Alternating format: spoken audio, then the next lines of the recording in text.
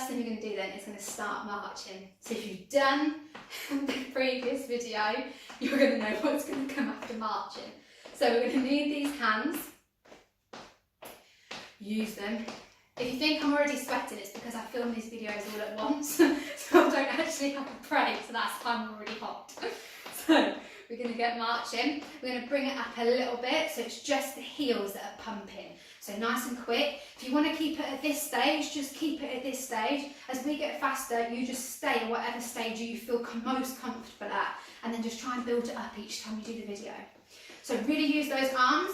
Get pumping, just turn it into a bit quicker, so a bit of a lighter jog now, so the toes are coming off the floor. You can hear my breath already, and I'll just stop talking, which will be Sam's nodding, so he quite likes me not talking. It gets a bit faster. So really use those arms, keep pumping, stay with me if you can.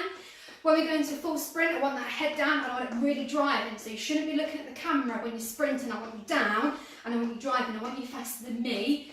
If you can go faster than me, I want proof. So send me a video and I want proof that you go faster than me. Alright? John Hoggett, that's a target there for you. Are you ready? We're going to go to full sprint. 3, 2, 1, go. So full sprint, I want it fast, I want those arms pumping, I want those legs going quick. I'll stop talking soon because I won't be able to.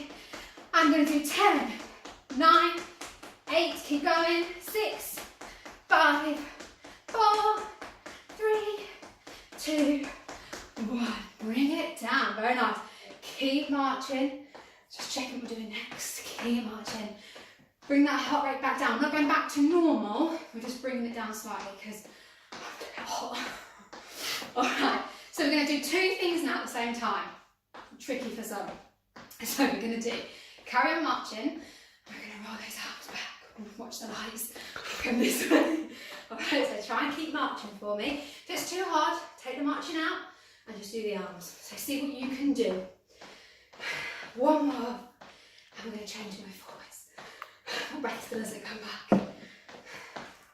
My fitness has dropped.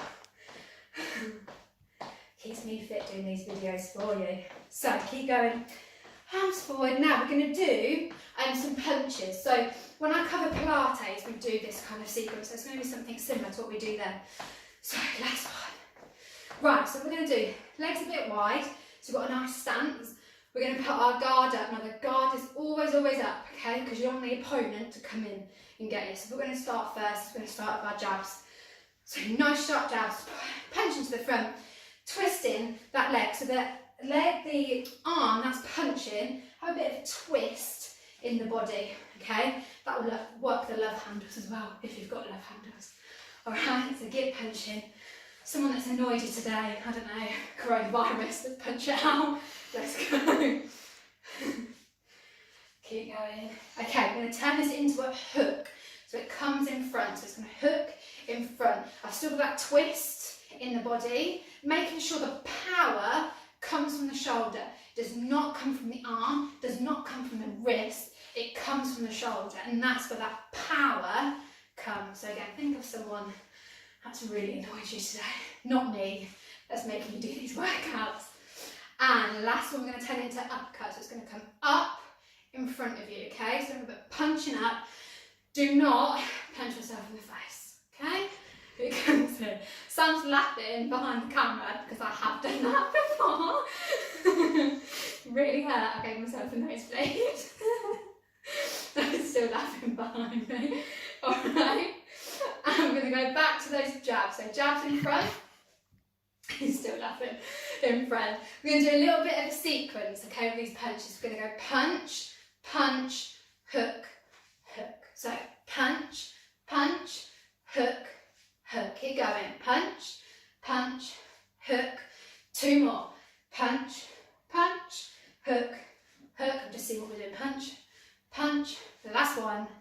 Perfect. Now just go into heel digs for me. Just to the front, nice and easy. Heel goes down. So it's just the heel. So we're going to use this and we're going to put it with our punches, okay? So just keep going with the heel digs.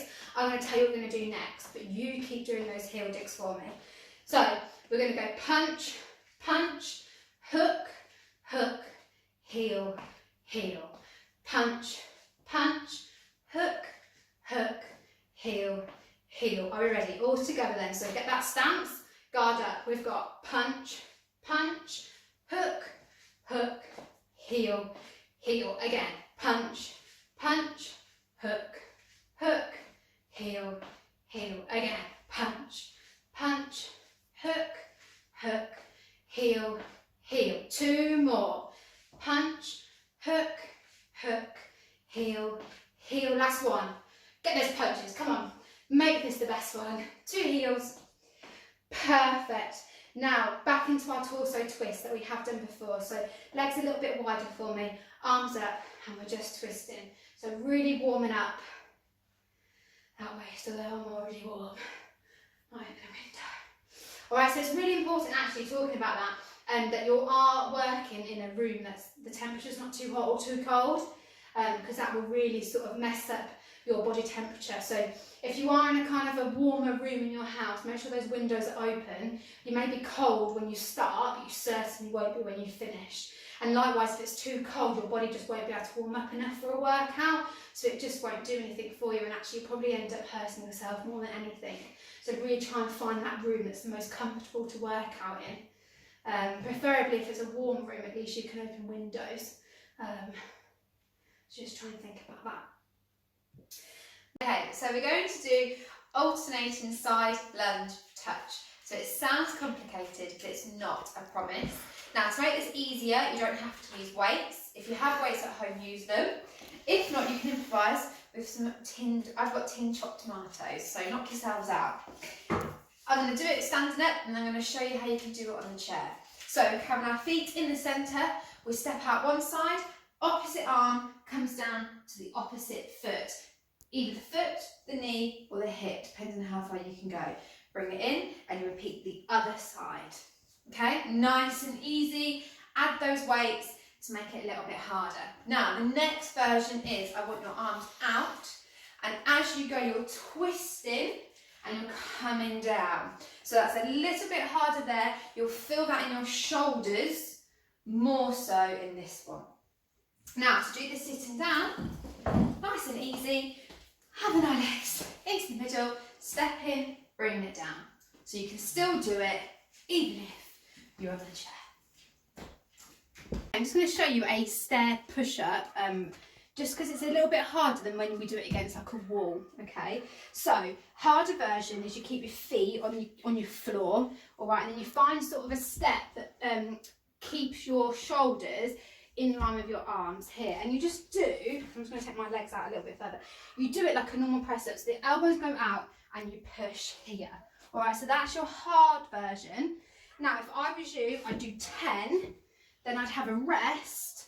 By rest, I mean bring the knees down, circle the wrists, roll out those shoulders, come back up into your posture, and then do another 10. Now, the easier version is you keep the knees down, also into the middle of the stairs, knees down so my feet are off, and your easier version comes here, all right? And that will also build up the muscles, but it just takes out that stress in the lower back. And again, do 10, come up, roll the wrists, roll the shoulders, and you can slowly build that up. Okay, I just want to show you the plank exercise. Now again, my Thursday class love this one. Well, a few of them do. I just want to talk it through just in case those of you that want to practice the plank, I still want to make sure your technique is correct, okay? And for those of you who've never done it before, give it a go and just see what happens. So, the first thing you need to make sure, obviously you're on the floor, maybe trying to have a mat, making sure it's clean. Hands are in line with the shoulders and our legs go back. So have a nice straight line. So we're going to hold the plank like this. Now, with this one, they just put a lot more strain on the wrists, okay? And a little bit more strain onto the lower back. So if you're finding this one harder, bring it down. We can do the lower plank. So hands can be interlinked or they can just be out. So there's no difference in doing it. It just depends on your preference. I personally find that I have to go from here first and then I switch when it gets a bit hard. So hands come out onto our forearms and it's the same thing, nice straight line, and we're here and holding it. So this just takes the pressure off the shoulders and off the wrists and you can hold it. Now my class hold it for a minute, but for you, just try 10 seconds, next time you do it, just try a bit longer. And it's all about building it up. Hi everyone, I just want to do a stretching video. Now this is really important that you do this video after every single workout that you do. So if you're just using the single videos that I've done previously and you've kind of built it up, so if you're going to put those as in a sequence of 5 videos, then please make sure this one is always at the end, because you need to make sure you're stretching after every activity, because that's when you'll find those aches and pains come into play. Scientifically, you've not got rid of that lactic acid in the muscles. So that's the science. Now we'll get on to the stretching. So first we're going to just do our legs. So one leg in front of the other. It doesn't matter which leg, because we're going to do it on the other side. Both my feet are in parallel, which means they're pointing in the same direction. So my back foot's not turned out, it's pointing in the same direction as my front foot. Now we're going to bend the front knee, okay, and then that should then, you should feel the stretch in the calf in the other leg. Same time, linking those fingers together, and we're going to push away. So we're going to stretch out the hand, stretch out the wrist, and we're stretching out that calf. So again, stay here for about 10 to 30 seconds, as long as you kind of need, you'll feel it. And then once you're ready, you're going to release the hands and we're going to change legs, the other leg is in front. So again, feet pointing in the same direction, front knee is bent, back leg nice and straight, hands go behind this time and we squeeze those shoulders together. So if you can't see, I'm just going to turn.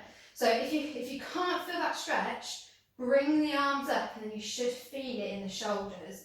So just kind of work out where you need to be. Again, release the hands. We're going to change legs this time.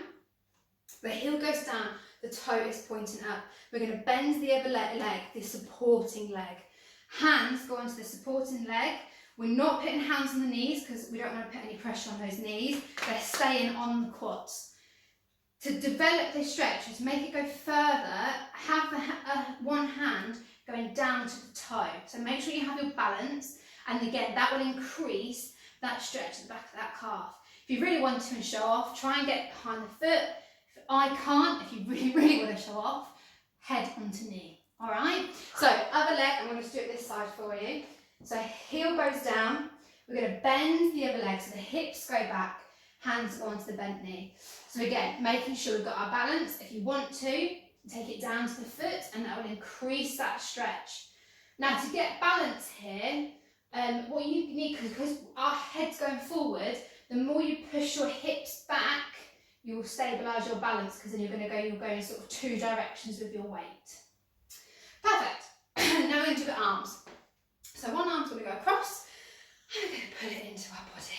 So again, here, we're not holding at the elbow and we're not holding at the wrist. Don't put pressure on those joints. You're holding your forearm and you're pulling that back. And again, other arm, forearm, and pull that into the body. Okay? Not on the elbow, not on the wrist. No damage in joints. Last one, we're going to bring the arm up onto the shoulder, other hand on the elbow, and we're going to pull that back. And again, you'll feel that stretch going down here. Again, don't think, oh, my arm needs to go back up. You might only be able to put it here. It's not a problem. And I'm going to do it one more time. I'll show you from the back. So here, my hands on the back of the shoulder, hand on the elbow, and I'm pushing it back. So I'm trying to kind of crawl my hand down here and feel that. If you really want to show off, try and see if you can, here we go, link arms. It's a little test for you. Finally, last thing I want you to do is going to stretch that back. So I want the arms all the way up. We're going to go over to the side, doesn't matter which side, but you should again feel that opening there. We're going to go to the front, so we're going to go into a flat back position, hence the flat back. So we're here, and then we're going to go up onto the other side and again, really pull and stretch that out. So like I said, please do them every time that you've done some exercise, and it will really help repairing those muscles.